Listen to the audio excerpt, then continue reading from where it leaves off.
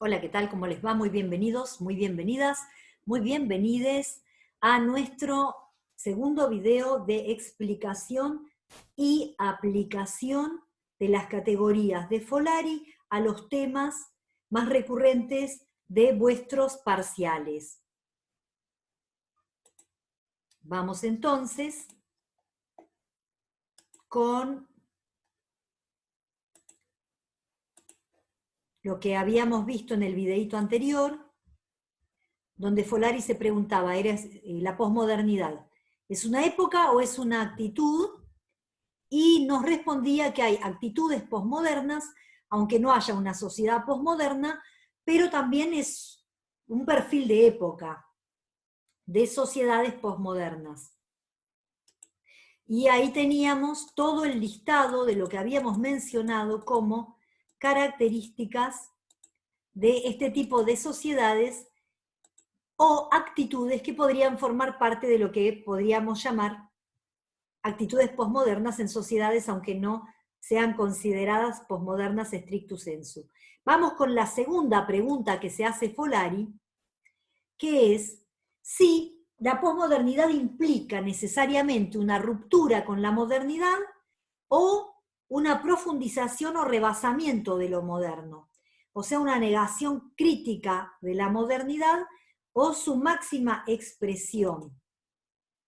Y también se pregunta si necesariamente los autores que reconocen la existencia de algo que podríamos llamar posmodernidad la están defendiendo a la hora de describirla, o si podría haber una actitud crítica desde la posmodernidad misma, así como habíamos visto que la modernidad se criticaba a sí misma. Bueno, ¿qué es lo que nos dice el autor?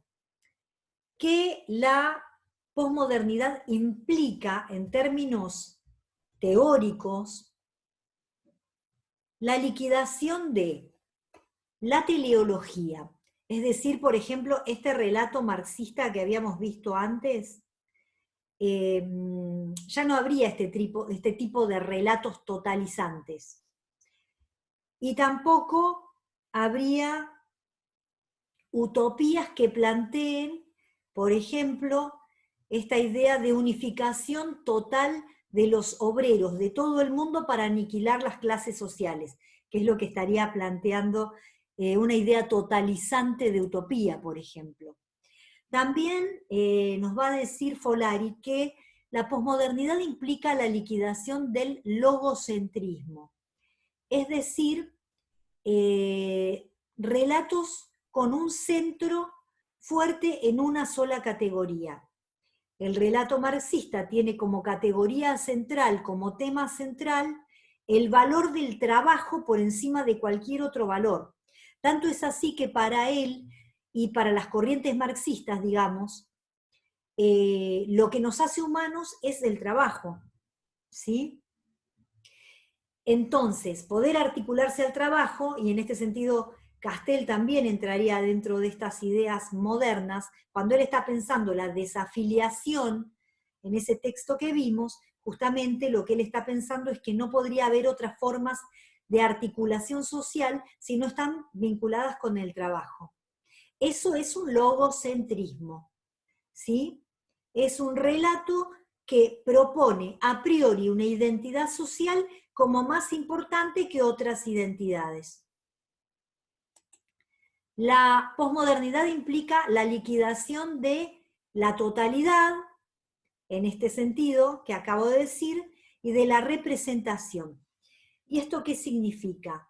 Que a partir de los años 60, como vimos en los otros videos, aparecen toda una serie de grupos que no se sienten representados a través de la política tradicional y de los partidos políticos, sino que hacen como micro reclamos que dan lugar a lo que se le llamó contracultura y movimientos sociales, ¿sí? Y que tienen que ver más con grupos que se articulan a partir de intereses comunes, de pequeños intereses en los que confluye un grupo de gente, a una idea de totalidad, ¿sí? sino que va a haber una defensa como de los particularismos. Y esta idea de representación, en ese sentido, cae porque lo que habría es una representación de sí mismo, de cada quien, participando en territorios más pequeños o globalizados, pero más vinculados con intereses particulares. Por supuesto, el otro día les mostré los libros de Deleuze y de Guattari para introducir esta idea de rizoma, que tiene que ver con situar el poder en micropartículas diseminadas que, en esta idea de red. La idea de red, y la idea de red justamente vinculada con Internet, de alguna manera rompe con las ideas de jerarquías. De jerarquías en el sentido jerárquico de la pirámide jerárquica, ¿sí? Y se disemina, se estalla, se fragmenta en un montón de microlugares donde el poder participa de esta microfísica, y ahí me parece que podemos tomar algo de Foucault, pero articulado con esta idea rizomática de redes que producen, ¿sí? Que producen formas de representación de sí mismos de manera más decontracturada, deconstruida también. Justamente Derrida va a ser muy importante en el postestructuralismo para pensar la idea de deconstrucción. Bueno, la liquidación de utopías en este sentido de todos vamos a ir hacia este mundo, algo así como paradisíaco, mesiánico, digamos, un mundo sin clases, ¿no? Que es lo que pensaba por ahí el marxismo, por pensar una de las utopías. Como les decía, el postestructuralismo teórico y la hermenéutica. La hermenéutica va a poner en el centro. Ahí van a tener que ver autores como Wittgenstein, el segundo Wittgenstein, y el giro lingüístico, y también Geertz, por ejemplo, y Richard Rorty desde el campo de la filosofía también, y otros autores más que van a tener que ver con esta idea de poner en el centro el significado. Hasta ese momento, hasta los 60, quienes dominaban el mundo teórico es el estructuralismo. Nosotros tenemos como estructuralista en la antropología a Lévi-Strauss, y en el campo de la lingüística, digamos, a Saussure. ¿Qué es lo que van a plantear ellos? Ellos están buscando, bueno, y ustedes van a ver, por supuesto, a Lacan. Y acá lo que se va a poner en juego es esta idea de lo universal. ¿Se pueden buscar estructuras universales o vamos a pensar en los significados situados particulares e históricos? Eso es como lo que plantea este giro lingüístico, y acá va a aparecer fuertemente la dimensión de la antropología en términos de reflexividad, porque lo que va a resultar central es, por un lado, dar cuenta de las condiciones de producción del texto, y por el otro, el significado que las personas le dan a esas categorías. Entonces, estas ideas rompen con el estructuralismo, porque el estructuralismo plantea algunos a priori universales también. Por eso la pregunta es: ¿de quién son estos significados? ¿En qué contexto se actualizan? Y algo que también vimos el año pasado en antropología, que es esta tensión entre relativismo y universalismo. Y acá lo que encontramos, y que no encuentra solución, pero que es el tema de la época, es esta cuestión entre los derechos universales y las formas en las cuales Occidente reifica algunos de los modos de hacer y de ser respecto de los modos relativos de cada cultura a la hora de proponer modos de ser y de hacer. Y esta lucha la vamos a ver nosotros en un texto maravilloso que es La politización de la cultura, de Susan Wright, donde vamos a ver muchos ejemplos que tienen que ver con esta tensión entre relativismo y universalismo. Las polifonías. Y esto tiene que ver fundamentalmente con que se empezaron a escribir textos después de los años 80 en colaboración con las personas con las que se hacía trabajo de campo. Porque el planteo fundamental es, si yo hago trabajo de campo con las personas y pondero y explico y muestro los significados que las personas le dan a sus prácticas, ¿hasta qué punto el texto que yo elaboro no es una coautoría con estas personas? O sea, ¿quién es el autor? Esta es la pregunta que se hace Geertz en uno de los textos, en El antropólogo como autor, y es la pregunta que van a hacer los posmodernos a la hora de pensar el tema de la autoría y de la polifonía, de quiénes son las voces que se articulan en un texto. Y los microrrelatos van a aparecer en oposición, digamos, a estas grandes narrativas, ¿sí? Relatos situados. Un poco como lo que hacemos en antropología con estas etnografías que les presentamos a ustedes, respecto de lo que pasa en un determinado lugar chiquito, pero que nos muestra un modo legítimo para esas personas de hacer las cosas en un sentido relativista, digamos, ¿no? Muy bien. Otra pregunta que se hace Folari. La posmodernidad. Y en este sentido hablaríamos más bien de posmodernismo, así como hablamos de modernismo respecto del arte, cuando hablábamos de la crítica a la modernidad, acá vamos a hablar de posmodernismo para hablar del arte y la arquitectura. Y la aparición de la teoría sobre la posmodernidad, que aparece tardíamente, aparece recién después de los 80, con Lyotard en La condición posmoderna, que es uno de los primeros autores que menciona esta cuestión. Lo que se está preguntando Folari ¿es solo algo que tiene que ver con el arte, la arquitectura y la teoría? ¿O es algo que tiene que ver con la vida cotidiana de las sociedades posmodernas? ¿Y qué es lo que nos responde? ¿Hay arte posmoderno? Sí. ¿Hay teorías sobre la posmodernidad? Sí. Hay teorías celebratorias y teorías críticas, pero lo que nos dice el autor es que este arte y estas teorías lo que hacen es captar estos cambios que se están dando en la vida cotidiana de las personas, tanto en sociedades que podríamos llamar posmodernas, como en sociedades en vías de desarrollo y modernización a partir de los años 70 en adelante.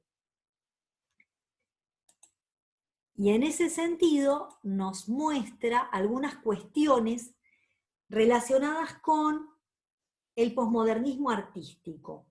El posmodernismo artístico capta una situación social que está en curso y la postula como estilo válido. Esto por un lado implica el fin de las vanguardias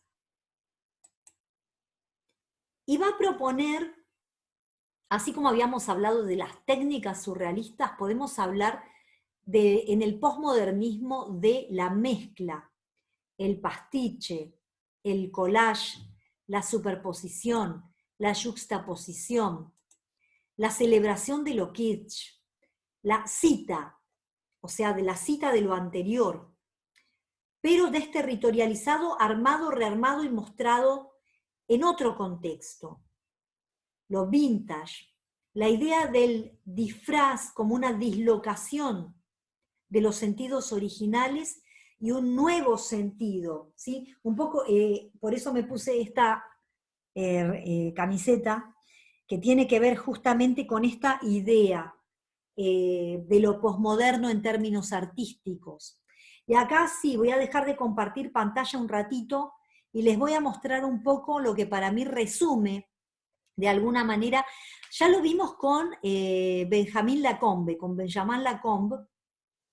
pero me parece que queda más claro con el low brow o art pop surrealista, ¿sí? Surrealismo pop. Fíjense, les voy a mostrar solamente unas pocas cositas. Para mí son como... Esto es un oráculo, es el oráculo de Nicoletta Cecoli, que adscribe al surrealismo pop. Entonces, y fíjense que hay como una especie de retomar el surrealismo, pero también hacer guiños a otras épocas históricas fuera de contexto y rearmado en un nuevo contexto, porque cada una de estas cartas es un mensaje de oráculo, ¿sí? Y ahora les voy a mostrar otro autor que es uno de los primeros que conocí de esta línea, en un libro que además es muy interesante porque fíjense que está en japonés, es la versión, creo que la versión japonesa, bueno, que es Mark Ryden o Mark Ryden, y acá hay citas, por eso me parece interesante. Hay algo del orden de lo trágico, pero fíjense, vamos a tomar este. Hay una cita vinculada a la cuestión de la comunicación de masas, ciertas formas de representación de la niñez, ciertas formas de representación de la dimensión como más de poesía negra, ¿sí? Más gótica, digamos, de la cual hablamos. Acá hay un átomo, ¿sí? Ahí está lleno de simbologías, pero con citas que recuperan de alguna forma una especie de collage, en este caso medio macabro, ¿no? Quiero mostrarles alguna donde esté Lincoln, bueno, a ver, acá hay otras más. Fíjense que hay como muchísimos guiños simbólicos. Esto es una clara expresión de lo posmoderno. Acá está. Miren, acá está, este está buenísimo porque está todo ahí. Y es un tipo de crítica posmoderna, justamente.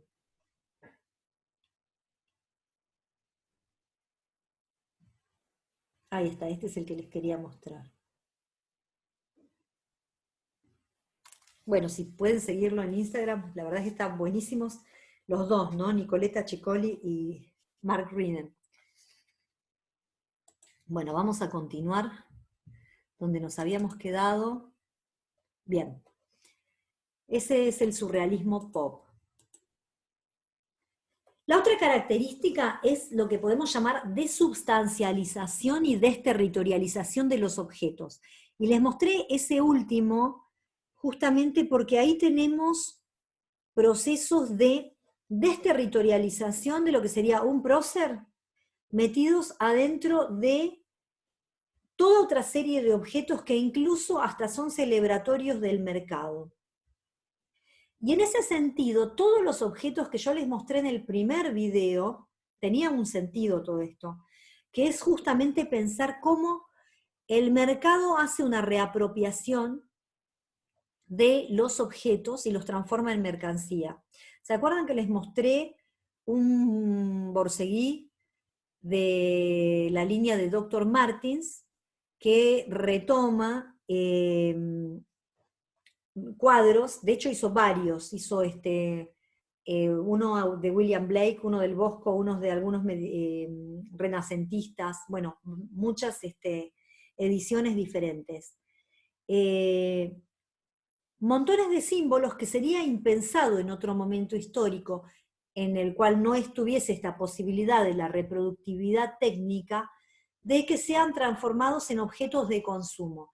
Y en objetos de consumo además que están ligados a la personalización porque son hechos en cantidades limitadas, además. Entonces, es como que permite juntar, el pañuelo del Bosco también, por ejemplo. Son cantidades limitadas y tiene este sentido. Justamente la personalización va a tender a la idea de exclusividad y lo va a hacer más atractivo en términos del mercado posmoderno. Bien, y ya para ir terminando este otro video, yo pensé que con 2 videos íbamos a poder, parece que no, queda uno más. La cuestión del desencanto. Vieron que antes les mostré el libro de La Era del Vacío de Lipovetsky, y ahora me voy a dar el gusto de mostrarles este.